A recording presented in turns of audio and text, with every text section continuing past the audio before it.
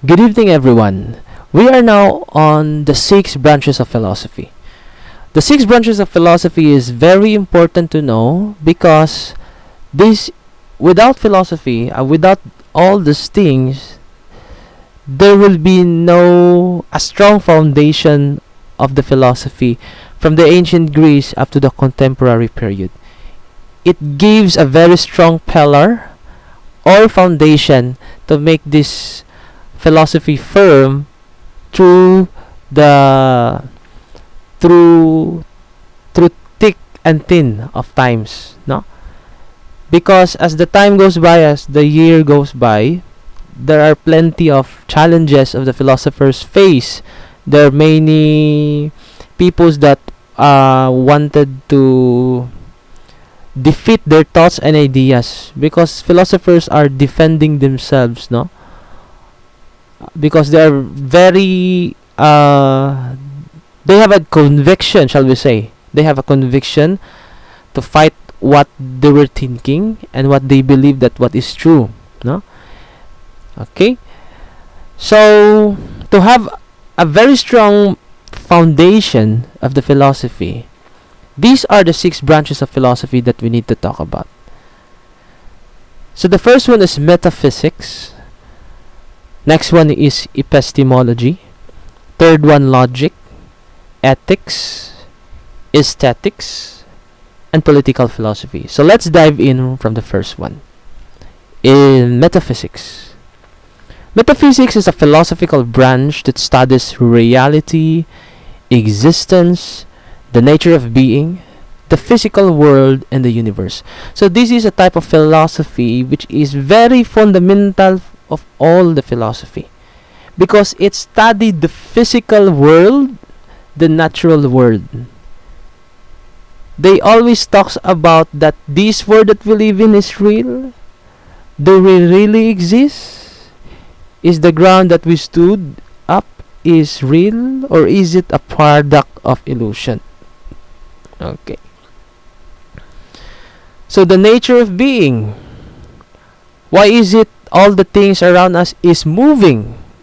No? That is why metaphysics, because there is sometimes some sort of partly from physics itself. Why is it this moving? Why is it the bird is chirping? Why is it the cloud is moving? Do the clouds really move? No? So it is more on the physical things that commonly seen in the naked eye. They keep on observing. Because basically, if the person or even a young person by the age of 1 year old, they have plenty of questions inside their mind. And commonly their questions is very basic questions. No? So for example, ma, nakoy pangadod nakita mo, tinuod na. That is already a part of metaphysics questions. No? Kasagaran mga basic questions, madunggan yun ani mo sa mga bata. Unya, ang kanang mga basic questions, questioned by 1 year old or even to 3 to 4 years olds, those are an example of metaphysics, which is the adults don't have. No? We don't possess yet. We possess that one if we are into academic discipline, or we are into teaching, or we are into educational institution. But if you are not part of all of those things, maybe you could not questions, the basic question, because it is kind of stupid if you budge someone, no, randomly, and you ask these questions, you might be into fight. Okay, so the basic questions of reality is commonly came out from the mouth of the young people, no, the young minds. Those are the basic questions that they want to know. But it is not saying that the adults don't have this type of questions. They could still question this type of questions. No? But what I'm saying is, the basic question is commonly come out from the young minds. No? 1 year old, 2 years old, to 3 years old, maybe like that one. Okay. So even the universe, that is what we're talking about, the cosmocentric thing, in which they always relate the heavenly bodies, the stars above, in human lives, in human experience, in human situations. They able to relate that one, because they believe that Earth is coming from the universe, just like the gene of the sun is similarly the same to his dad or to his mom. No, we're trying to relate those one because there is a similarity. No, even though it is not literally, but in terms of characteristics and traits, they have. You can see, you can see that they have the same traits and characteristic, but in a special way, but in a strange or different way. Not just like what I'm saying in the stars. No, we judge the stars by its color, but we can apply that one as well in real life, in which we judge the person by his clothes or the way he dress. No. So it is more in questioning of the universe and the physical world around. No? Why is it the sky is blue? That could be a metaphysics. Why is it we're able to reach our destination? Is there time and space? Is there really time and space exists? Do we really travel from point A to point B? Those are some basic questions. No, but don't try to ask this question to those random people at outside. No, outside, you might be into fight. No, if you question this type of questions. But in academic sense, in educational institutions, this is metaphysics is all about, my dear students.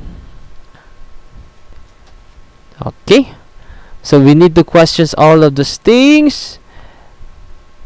Even the size of the stars could relate also to human situation. We all know that we have different sizes of star. No? And sun is one of the example of the star and one of the biggest star. Pero napay mas dako pa gid sa sun. No? If you base na to ang scientific evidence, no? The size of the stars can be also applicable in human, because we all know human came from different sizes. We have tall, we have short, we have slim, we have petite, no? We have fat, no? We have chubby, like that one, no? So which means these characteristics that found in the universe could be also relatable to human condition, human existence. Okay, so let's move to the next one. Epistemology. Epistemology is referred to as the theory of knowledge. It questions about knowledge. It delves into the definition, scope, and parameters of knowledge and knowledge formation. It seeks to explain how we acquire knowledge, how knowledge relates to notions like justification, truth, and belief, and how and where it falls in the spectrum of certainty and error. After you question the basic questions of life in the metaphysics, the reality, after knowing the truth beyond the basic questions, the next question is, how can you able to know that the information or the basic questions that being answered is true or not? So the main responsibility of epistemology, my dear student, is they are the one who ask you, do you really acquire the knowledge that you are getting? Do the information you get from that person is true? Is that certain or not? Try to check that information if that is true or will only provide. Nowadays, my dear student, it is very difficult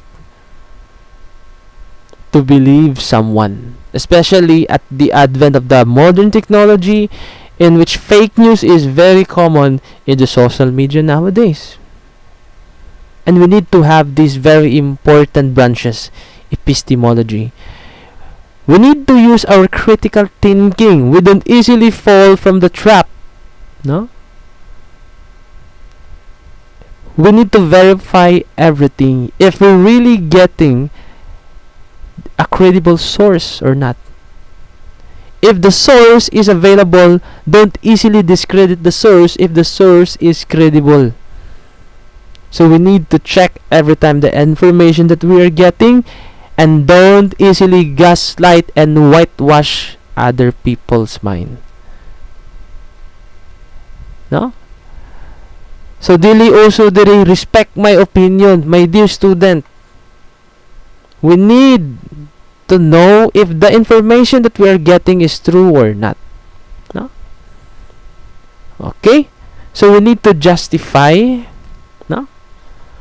And we need to be certain about if the information that we are getting is credible. Say for example, there is someone is gossiping and you easily believe on those stories unless if the bearer of the issue is the one who talked to you or conversed to you directly, that what is happen is those things that you've heard from your neighborhood, from the people next door, is not true. I am the bearer of the information. No, I am the person who are talking about these people around us. So we need to be critical in everything, in every information that we are getting. Or maybe we could ask something that is the bearer of the information so that we could easily verify if the information that we are getting is correct or not. And this is the responsibility of epistemology. No? Okay? So in metaphysics, after knowing the basic questions, epistemology's responsibility is to ask, do you really acquire the knowledge? Does the knowledge you receive really signifies a true knowledge? Is that certain or not? So the next one that we're going to talk about is logic. After knowing the knowledge, after knowing and verify that the information is certain or not, the core responsibility of logic is to defend that information. It is a branch of philosophy that studies reasoning. You need to reason out after knowing the knowledge. It teaches us how to differentiate between good and bad reasoning and how to construct valid arguments. After you question the basic questions in metaphysics and you verify it if the information is correct or not, now the next challenge is, how can you defend that knowledge? And that is the responsibility of logic. Because in logic, you can able to differentiate what is good and bad reasoning. So for example, respect my opinion, that is a bad reasoning. Meaning, if you say, respect my opinion, ang meaning lang na, you cannot able to defend the knowledge that you are getting. No? And that is a very bad argument, my dear student. And that is a very bad reasoning. No? Respect my opinion. No? So you need to defend. No? So if you don't know the information, don't dive into the topic. No? So if you don't know the full story, you need to spectate. No? You stop there. You spectate. No? If you don't know the topic. So as to avoid bad arguments. If you can defend the information, maybe you could able to logically reason out those information. No? Logic is very important in daily lives. If you try to investigate, no? If you are defending someone, if you are a lawyer, if you are defending someone from the court, logic is very important because you can differentiate a good and bad reasoning. Even if a child is lying at you, you could use logic. No? Throw many questions to your children to the point they cannot able to answer, and you might see something inconsistent of their reasoning, and this is what the logic is very helpful, no, in our daily lives. Investigating needs logic. During trial court, during cases and hearings, logic is very important. Debate is very important in logic. So how can you able to defend those information, no? And you can also differentiate that the arguments is good or bad. So that is the core responsibility of logic. After questioning the basic questions in metaphysics, do you really acquire the knowledge in epistemology? But the question is, how can you defend it logically? The next one is ethics. What is ethics? Ethics, it is more on emotions. Metaphysics, epistemology, logic, it is more on mental, we call it mental category. No, ethics is more on feelings, emotions, no? So ethics is more, it is known as a moral philosophy. It talks about that the action is good, does the action is bad, this is morally right or this is morally wrong. Okay? So ang ethics, mo siya mohatag og silbi, ang core responsibility niya is to correct action, no? How can we able to justify that the action is good? Does killing a murderer is good? Those are the ethical questions. Does the person dying in terminal ill deserve to have euthanasia? Those are the ethical questions. Sakto ba nga i-euthanasia siya para di na siya mag-suffer? Or biyaan na siya mamatay? Hanto sa mamatay. Ethical questions. During World War, do the countries allowed to kill someone to defend their country? Those are ethical questions as well. Do I need to steal medicine from the pharmacy because I cannot afford to buy medicine to my dad? So I need to steal, no, at the pharmacy. Mangaot kag tambal para sa imong papa. Ethical ba imong ibuhat or sakto? So those questions is very common in ethics, no? It is question of morality. Okay? Just like in the movie, I forgot the specific movie of that. Vertical Limit, in which there are a group of mountain climbers.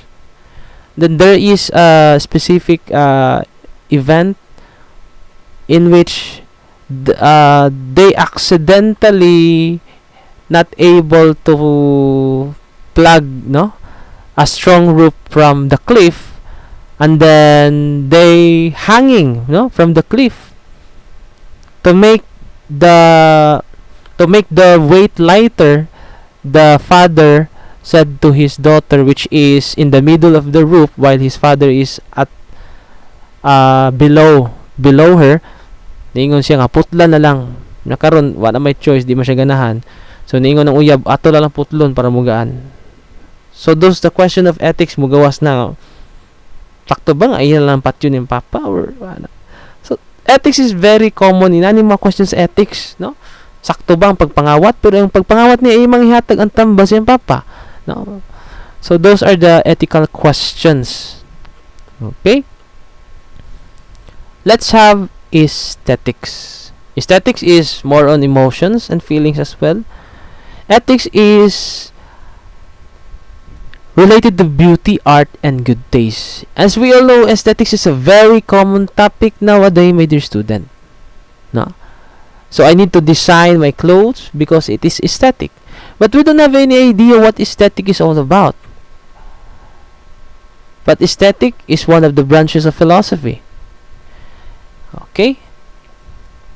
So after knowing and able to value the goodness or the action is good or bad, how can we able to appreciate that the specific action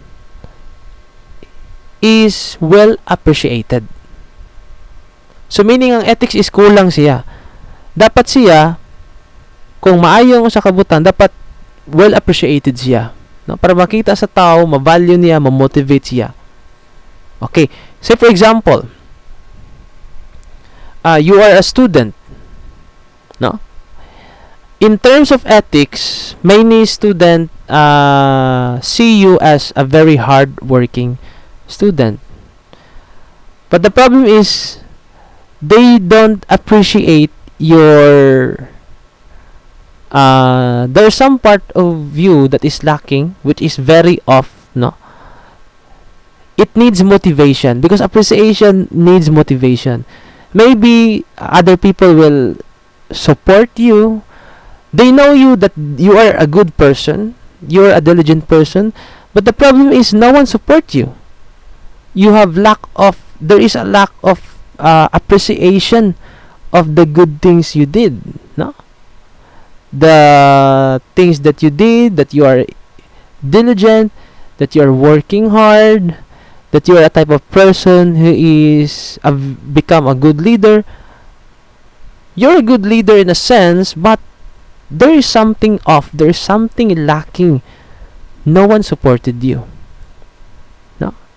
In order to value and justify the goodness that this ethical conduct is good, there should be an appreciation to support that goodness. And that is the sole purpose of aesthetics. No? So, for example, nakakita ka og tanom, yung ka, humot kayo ang rose. No? You just simply appreciate it without trying to buy a rose. Just try to put it as display inside your house, no? So that you can appreciate the beauty of rose. Or maybe you can plant a rose, but it is quite impossible on our soil. But maybe on the other thing, as long as it is aesthetics. If we talk about beauty, art, and good taste, we are not only talking about appreciation of painting. We are also talking about the appreciation of music, any arts, no? Any form of arts, fine arts, sculpture, like that one, painting, drawing, or even graphic designing, those are tastes and those are art. Even tattooing is also a product of art. Okay?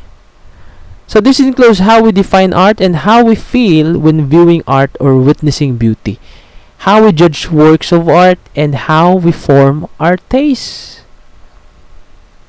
So this is aesthetics is all about. If you try to remember the movie of Mr. Bean, when he is accidentally become a doctor of arts in that movie, and then he was tasked to explain about the interpretation behind the Weasley's mother painting. No? It is just a mere coincidence that he became a doctor of arts, but to tell you honestly, he is just a watchman in the museum. Like that one. But to make the story short, he able to interpret, no, the painting about the Weasley's mother.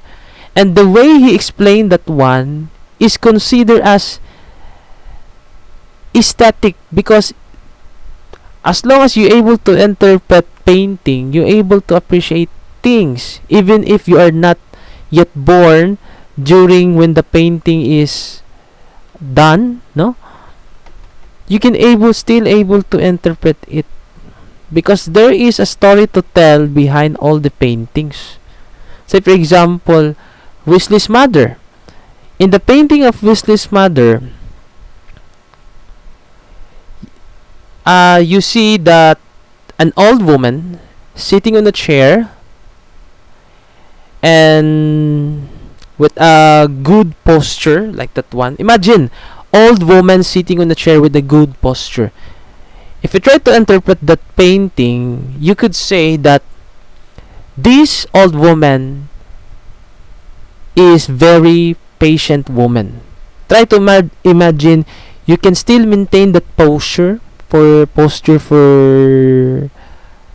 so many hours, because that woman made that posture because his son want her to be a model, no, for his painting sa iyang anak.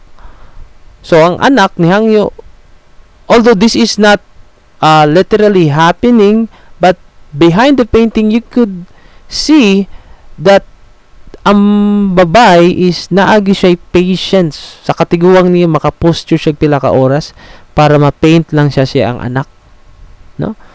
So meaning pwede mo siya ma-interpret nga ang kani siya nga painting is it symbolizes patience, despite the fact that his old age, she able babay man, she able to had a posture, a good posture for being a model to his son, so that his son can able to finish the canvas, no? So meaning this woman very passionate, no, very caring person to his son. So inana, so aesthetics na siya mga inana may student na mga interpretation like that one. So the next one is political philosophy. Political philosophy is examine various concepts related to politics, government, laws, liberty, justice, rights, authority, state, and even ethics or ethical ruling. So what is the sole purpose and responsibility in political philosophy? Okay. Enforce, implement law, maintain peace and order. Okay. Is this related to other philosophical branches? Yes. Let's give an example. No? Example, epistemology. In the part of epistemology, there is also what we call rights, the rights to information, no? Because if you acquire that knowledge in epistemological manner, you could divulge that information if you see that information is shady information, no, that could help to inform the public about this. As long as you're able to verify and it is a credible source, you have the right to expose, no, that specific information. Okay, and that is the core responsibility of philosophy. Example, aesthetics. Not all aesthetics is good, but sometimes it is being abused. For example, graffiti. No, you are not allowed to paint the wall because there is a post there, post nubil, meaning you are not allowed to paint or post election campaign poster on that one, because they have the right to maintain, no, to maintain the cleanliness of their vicinity, like that one. So we need to impose political philosophy in there to stop that one. No? Okay, so there is some sort of abuse. Okay. So there are plenty of examples for political philosophy. And political philosophy is one of the main reason why is it a country is stable, no? Not only politically but also socially and economically, because of political philosophy. Because our leader is the one responsible to impose the laws and able to maintain all of these things around us, so that we can able to put into safety and protect the sovereignty of our country. No? So with that political philosophy, we could not able to have rights, no? Rights of freedom, right to live, the right to have an education, no? And we need also to abide ourselves to our rules. We need to follow also the rules, no? But it doesn't mean to say that we are following blindly, but we need to justify our being fanatic, no? Nana ato sang i-justify. Sabay nana. So this is very important, ang ethical ruling. There is sa logic sad, igo gyapon siya sa political philosophy, because logic is very common in court hearings. And every time if there is a logical reasoning in the court hearings, there is what we call justice. And there is also law upon it. Okay? So, to sum it up, metaphysics, epistemology, and logic is more on logic, more on logical. Feelings is more on ethics and aesthetics, no? More on values sila. Ang political philosophy is siya mo sum up sa tanan kung unsay mga extremities that might happen on all of those branches of philosophy. Thank you very much for listening, and that is the end of this part.